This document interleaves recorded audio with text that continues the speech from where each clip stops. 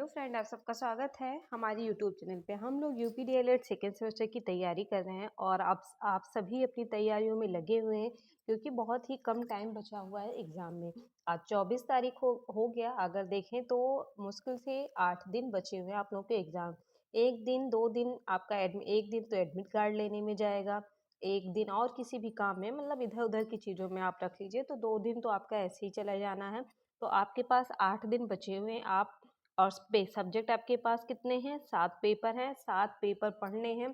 तो आप लोग उठा लीजिए अपने सीरीज को, पीवाईक्यू को और वीडियोस को देखिए। एक दिन में मैक्सिमम 2 सब्जेक्ट आप ख़त्म करिए पढ़ के। मैक्सिमम 2 सब्जेक्ट पढ़ के ख़त्म करिए। 3 दिन में आप, मतलब 3 दिन में आप क्या करेंगे, सारे सब्जेक्ट को ख़त्म कर देंगे। थोड़ा थोड़ा टाइम देके आप एक सब्जेक्ट को एक्स्ट्रा टाइम, जैसे आप हिंदी है, हिंदी को आप 2 सब्जेक्ट के साथ में पढ़ सकते हैं। जैसे आपने साइंस भी एक दिन में पढ़ लिया, साइंस में कम सिलेबस है क्योंकि 25 नंबर का पेपर होना है, और आपने हिंदी भी उसी दिन देख लिया, है ना। साइंस हो गया, हिंदी हो गया, और आपका 25 नंबर का क्या होना है, मैथ। मैथ तो आपका पूरा 1 घंटे आपको चाहिए ही पढ़ने के लिए। इंग्लिश जिन बच्चों का वीक है उनको भी चाहिए, तो आप इंग्लिश को भी रख सकते हैं। तो ये 3 सब्जेक्ट आप एक दिन में पढ़ सकते हैं। बाकी बचे हुए 3 पेपर जो हैं उसको आप 2 दिन में पढ़िए। जैसे आप फर्स्ट पेपर और सेकंड पेपर एक दिन पढ़ के तैयार करिए। उसके नेक्स्ट दूसरे दिन आप एसएसटी पढ़िए, मैथ पढ़िए। इन सब में आप 1 घंटे टाइम फिक्स कर लीजिए कि हाँ, मुझे मैथ पढ़ना है तो पढ़ना है। आप बचे हुए 8 दिनों में एक भी दिन मैथ मत स्किप करिएगा, क्योंकि अगर आपने मैथ स्किप कर दिया, और जिन बच्चों का मैथ वीक है तो उन बच्चों का बैक जरूर लगेगा। आप मैथ मत स्किप करिए। और अगर आपकी इंग्लिश वीक है तो आप इंग्लिश 1 घंटे मत दीजिए, बट 30 मिनट आप इंग्लिश को जरूर दीजिए। बस ये 2 सब्जेक्ट आप स्किप मत करिएगा जब तक आपका पेपर ना हो जाए, क्योंकि एक भी दिन अगर आपने स्किप किया तो आपका बैक लग जाएगा। और आप मैथ है, मैथ दूसरे के भरोसे भी मत रहिए, क्योंकि पता नहीं उस बच्चे को आ रहा है नहीं आ रहा है, उसने भी पढ़ा है या नहीं पढ़ा है। तो आप अपने ऊपर कॉन्फिडेंस रखिए, अपनी चीज़ों को पढ़िए और तैयार करिए। हम लोगों ने नवीन प्रयास के दो दो क्लास मैंने लिया, उसमें हम लोगों ने एक बार में 100 प्रश्नों को देखा, फिर बचे हुए प्रश्नों को हम लोगों ने कल देखा। आज मैं इसको कंप्लीट करा दूंगी, क्योंकि नवीन प्रयास हैं जो इसमें वर्ड हैं थोड़ा टफ हैं।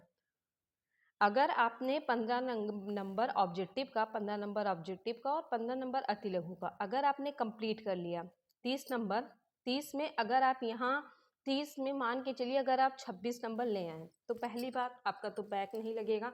आप यहाँ बैक के क्राइटेरिया से निकल गए, क्योंकि पासिंग मार्क आपको कितना चाहिए, 25, और आपका आ गया कितना, 26। अभी आपके पास 20 नंबर बचे हुए हैं। कितने, 20 नंबर बचे हुए हैं। आपको कुछ भी नहीं आ रहा है तो क्या ऐसा नहीं है कि 10 क्वेश्चन आते हैं तो आपको 10 भी नहीं आ रहे हैं। आपको 3 क्वेश्चन, 4 क्वेश्चन या 5 क्वेश्चन, मैक्सिमम 5 क्वेश्चन आ रहे होंगे, तो 5 क्वेश्चन से 10 नंबर आपको क्या नहीं मिलेंगे, आराम से मिल जाएंगे। यानी एवरेज आपका 36 नंबर, 36 नंबर एवरेज बन जाएगा। और 36 नंबर बन गया, ठीक ठाक है। 36 नंबर आप यहाँ से लेके आ रहे हैं, और 1-2 नंबर शायद जो क्वेश्चन आपको नहीं आ रहा है और आपने कुछ भी लिख दिया तो वहाँ से भी नंबर मिलते हैं। तो आप 36 से 38, जब 36 से 38 के बीच में ला रहे हैं तो अच्छा स्कोर है।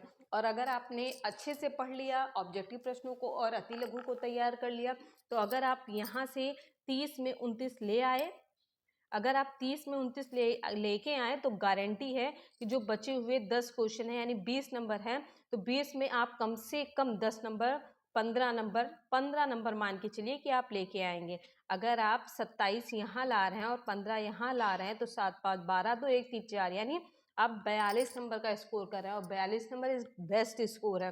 तो आप अपनी तैयारियों में लगे रहिए, और ये जो प्रश्न बचे हुए मैं कंप्लीट करा रही हूँ। साथ में सर ने आज साइंस की क्लास ली है, हिंदी बहुत अच्छा पढ़ाते हैं वो, तो आप हिंदी के अति लघु प्रश्नों को देखिए, ऑब्जेक्टिव प्रश्नों को देखिए, और अपनी क्लासेस को कंटिन्यू करते रहिए, क्योंकि बहुत ही कम टाइम है, और अपनी तैयारियों में लगे रहिए आप लोग। क्या है प्रश्न, क्या पूछा है कि प्राथमिक शिक्षा के संदर्भ में अपव्यय और अवरोध। मैं बार बार कह रही हूँ कि अपव्यय और अवरोध से प्रश्न आते जरूर हैं। कल मैंने यहीं पे क्लास ऑफ की थी, आज मैं यहीं से स्टार्ट कर रही हूँ। अपव्यय और अवरोध। अपव्यय क्या है, देखिए अपव्यय ये है कि शिक्षा पूरी किए बिना ही प्राथमिक शिक्षा विद्यालय छोड़ देना, मतलब उसकी क्या है, पढ़ाई कंप्लीट नहीं हुई है और फिर भी वो विद्यालय को छोड़ दे रहा। अवरोध क्या है कि वह एक ही कक्षा में 2 बार पढ़ रहा है, मतलब चीजें उसको पढ़ाई जा रही है और उसको समझ ही नहीं आ रही है।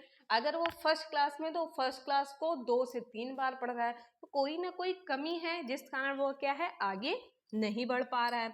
तो आप अपव्यय अवरोध का डिफरेंट समझ लीजिए और अपने शब्दों में लिखिएगा, आपको पूरा मार्क्स मिलेगा। ये आपको 1 नंबर में भी मिल सकता है प्रश्न, 2 नंबर में भी मिल सकता है। तो आप इसको अच्छे से तैयार कर लीजिए। अगर 2 नंबर का आया तो आप 2 नंबर फिक्स। 1 नंबर में आएगा तो पूछेगा अपव्यय किसे कहते हैं, या पूछ लेगा अवरोध किसे कहते हैं ना, तो 1-1 नंबर का हो गया और दोनों साथ में पूछ लिया तो अपव्यय अवरोध हो गया। 2 नंबर का मार्क्स। तो आप अपनी तैयारी करते रहिए। नेक्स्ट क्वेश्चन, AOPT किस स्तर के अध्यापक हेतु संचालित की गई है?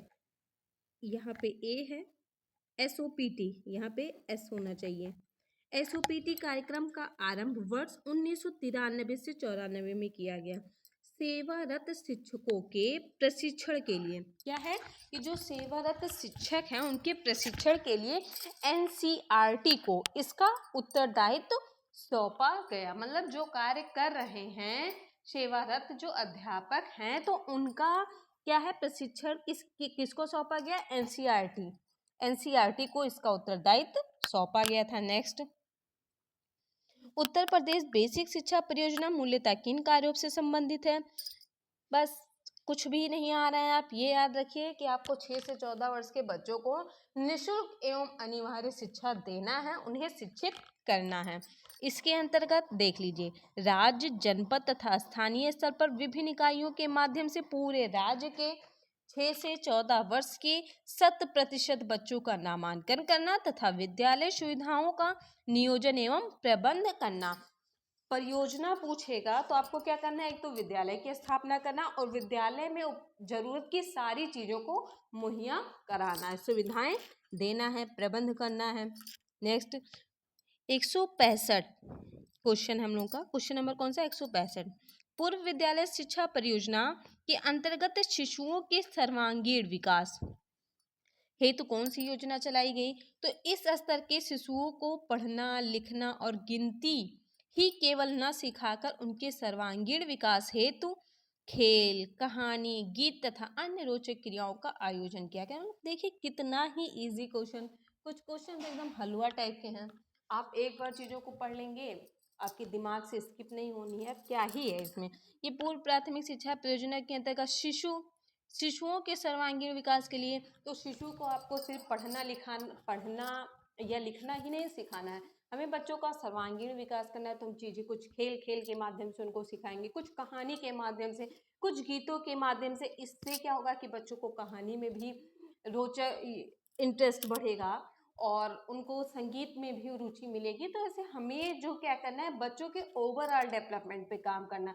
ये नहीं कि बस बुक में जो लिखा बच्चा पढ़ ले रहा है, बच्चों को लिखना आ गया, बस ये सारी चीजें नहीं, बच्चों को बाहरी एक्टिविटियों से भी हमें क्या है, जोड़ना है।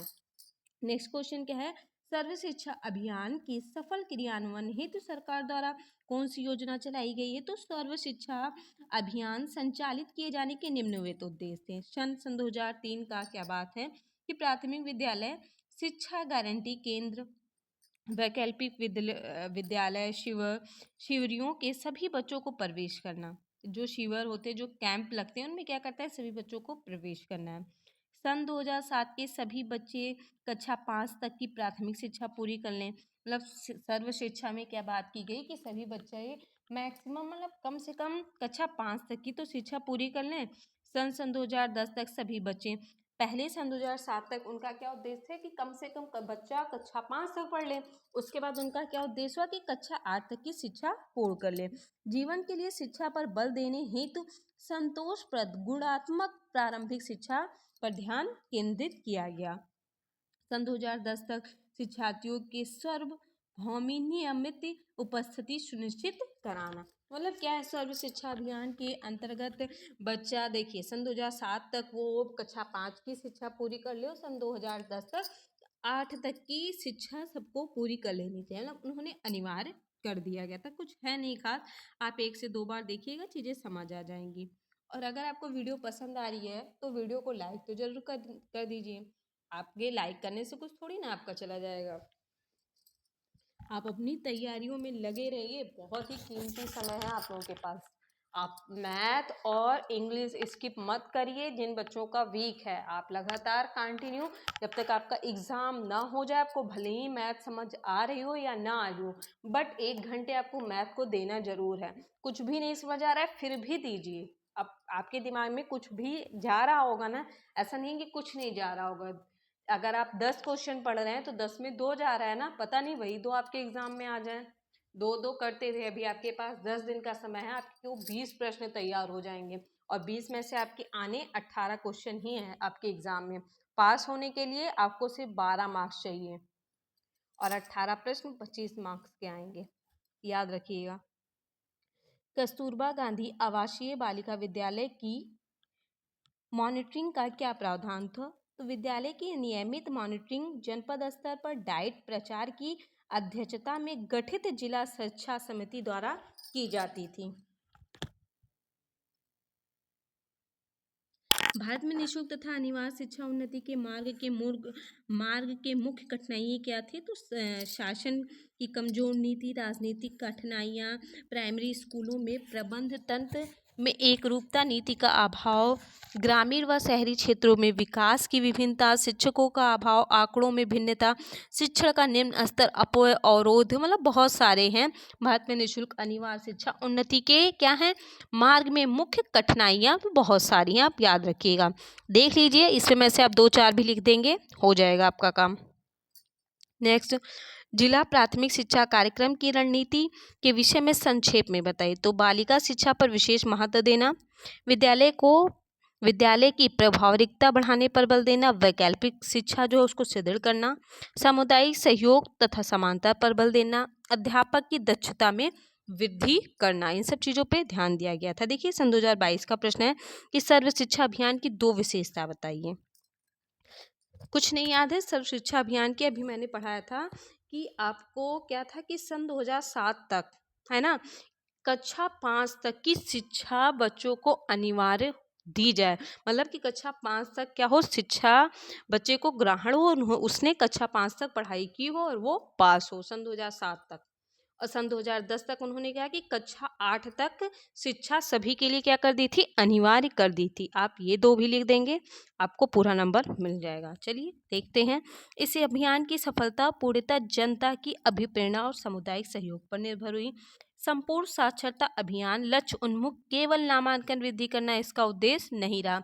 वृद्धि करना ही उद्देश्य थोड़ी ना था। उन्होंने एक लक्ष्य रखा है कि हाँ, मुझे सन 2007 तक कक्षा 5 तक बच्चों की पढ़ाई कक्षा 5 तक, ऐसा मतलब आसपास का कोई भी बच्चा नहीं होना चाहिए जो कक्षा 5 तक उसने पढ़ाई ना की हो। इस पे पहले उन्होंने अपना लक्ष्य बनाया। उन्होंने लक्ष्य बनाया कि अगर बच्चा कक्षा 5 तक पढ़ लिया तो अब उसको कक्षा 8 तक की शिक्षा अवश्य होनी चाहिए। नेक्स्ट क्या था कि संपूर्ण साक्षरता अभियान को संचालित करने के लिए जिला स्तर पर पंजीकृत समितियों की अनुमति प्रदान की गई। इस कार्यक्रम में बाह्य लक्ष्यों को शामिल नहीं करते बल्कि लक्ष्यों की पूर्ति सर्वे करके की जाती थी कि यहाँ पे कितने बच्चे पढ़े हैं, कितने नहीं पढ़े हैं, कितने में क्या कमियां हैं, इन सब चीज़ों का सर्वे करके उसके अकॉर्डिंग चीज़ें की जाती थी। प्राथमिक शिक्षा में सर्व सुलभता से क्या है? प्राथमिक शिक्षा की सर्व सुलभता की प्रथम सुविधा विद्यालय का घर के निकट होना, जिससे बच्चे अकेले विद्यालय सुरक्षित रूप से कम समय में पहुंच सकें। प्रत्येक छोटे से छोटे गांव में विद्यालय स्थापित किया जाए। मतलब इनका उद्देश्य यह था कि अगर विद्यालय दूर हो गया तो बच्चे आएंगे कैसे? बहुत से बच्चे इस कारण नहीं आ पाएंगे कि विद्यालय दूर है। अगर विद्यालय घर के पास रह गया तो बच्चों को आने जाने में कठिनाई नहीं होगी और सभी माता पिता अपने बच्चों को विद्यालय भेज पाएंगे, क्योंकि बच्चों को दूर नहीं जाना है, कोई दुर्घटना का डर नहीं है और वो अपनी निगरानी में बच्चों को रख पाएंगे। प्राथमिक शिक्षा सर्वव्यापी नामांकन से क्या है? प्राथमिक विद्यालयों में 6 से 14 वर्ष के प्रत्येक बालक तथा बालिकाओं को अनिवार्य रूप से प्रवेश दिलाना ही सर्वव्यापी मूल्यांकन था। छात्रवृत्ति वितरण योजना क्या है? प्रदेश सरकार द्वारा कक्षा 1 से 8 तक अध्ययनरत सभी अनुसूचित जाति जनजाति के छात्र छात्रों को छात्रवृत्ति प्रदान की जाए। कक्षा 1 से 6 तक के छात्रों को दे छात्रवृत्ति हेतु पत्र पात्रता की कोई आयु सीमा प्रतिबंधित नहीं थी। समस्त योजना राष्ट्रवित्त पर पोषित थी, घोषित है। नेक्स्ट, समाज के प्रमुख कार्य लिखिए। तो समाज का प्रमुख कार्य बच्चों के लिए शैक्षिक संस्था की स्थापना करना, उन संस्थानों को चलाने हेतु वित्तीय सहायता प्राप्त करना। मूल्य का अर्थ क्या है? मूल का अर्थ क्या है कि किसी व्यक्ति या वस्तु का वह गुण जिसके कारण वह महत्वपूर्ण, सम्मानीय तथा उपयोगी हो जाए। मतलब कोई भी मूल्य क्या है कि उसका क्या हो जाए, उससे उसका सम्मान और गुणवत्ता बढ़ जाए, वही उसकी मूल्य है। बाल अपराध के प्रमुख बिंदु कितने प्रकार के हैं? तो भूखमरी हो गया, गरीबी हो गया, अशिक्षा हो गया, उचित वातावरण का ना मिलना आदि बाल अपराध के क्या है? प्रमुख बिंदु हैं। नेक्स्ट, बनारस संस्कृत कॉलेज कब तक और किसके द्वारा खोला गया? बनारस संस्कृत कॉलेज किसके द्वारा खोला गया था? तो ये 1791 में जोनाथन डंकन के प्रयासों से खोला गया था।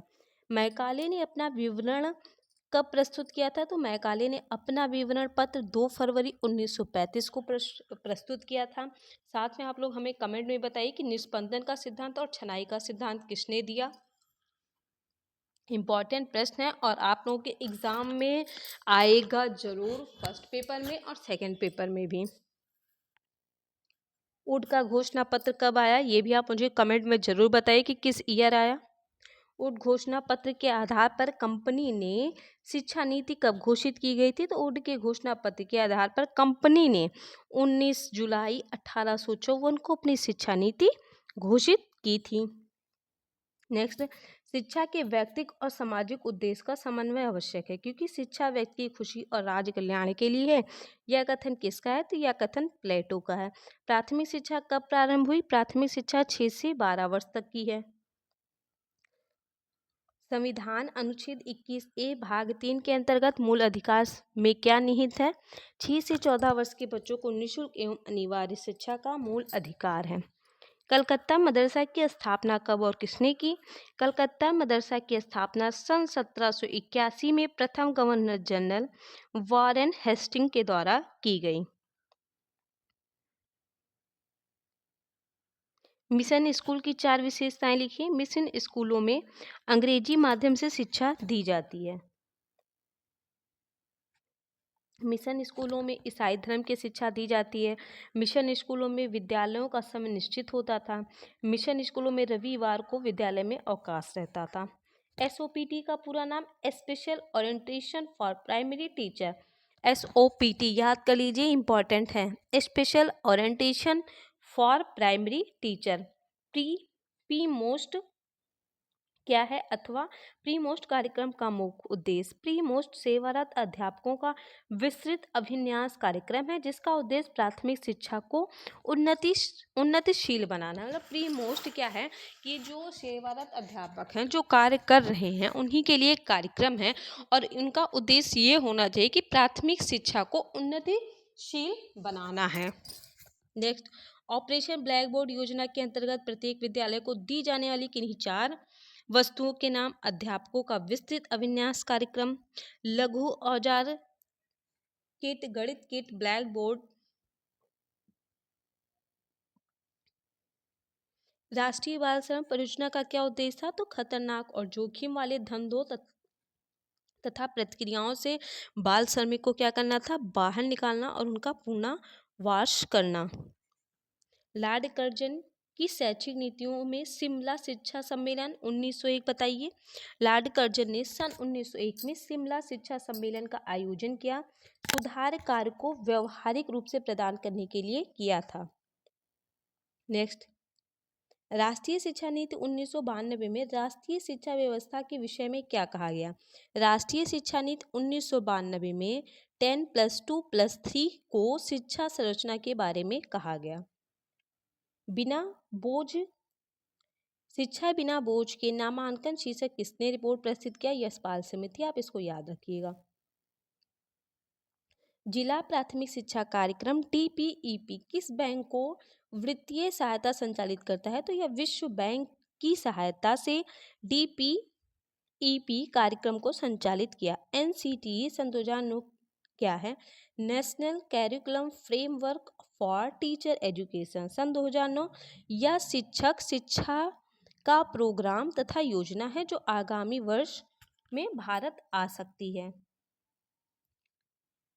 NPRC का प्रमुख को क्या कहते हैं? संकुल प्रभारी। ग्राम शिक्षा समिति के अध्यक्ष कौन होते हैं? तो ये आपके ग्राम प्रधान होते हैं। हम लोगों ने जितने अति लघु प्रश्न थे राजन स्विच के, हम लोगों ने उनको कंप्लीट कर लिया। अब हम लोग इसके आगे चीज़ों को पढ़ेंगे और मैंने जैसा कहा है आप लोग अपनी तैयारियों में लगे रहिए। 8 दिन बचे हुए हैं, लगातार पढ़ाई करते रहिए और मैथ और इंग्लिश को आप स्किप मत करिएगा।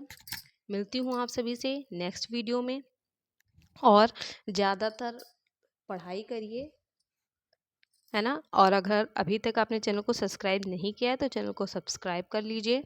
मैं वीडियो फर्स्ट जो हम लोग की है, वीडियो सेकेंड डिस्क्रिप्शन में मैं उसकी लिंक दे दूँगी, आप लोग जाके वहाँ से देख लीजिएगा। 3 वीडियो मैंने डाली है कंप्लीट, आप इसको पूरा कर लीजिए। यहाँ से आपको प्रश्न फंसेंगे ज़रूर। और अभी तक सब्सक्राइब नहीं किया है तो प्लीज़ सब्सक्राइब भी कर लीजिए और बेल आइकन दबा लीजिए। आप लोग बेल आइकन नहीं दबा के रखे हैं ऑल नोटिफिकेशन का, इसलिए आप सभी को नोटिफिकेशन नहीं मिलता है क्लास का। तो नोटिफिकेशन के लिए बेल आइकन ज़रूर से ज़रूर दबा लीजिए। मिलती हूँ नेक्स्ट वीडियो में। धन्यवाद।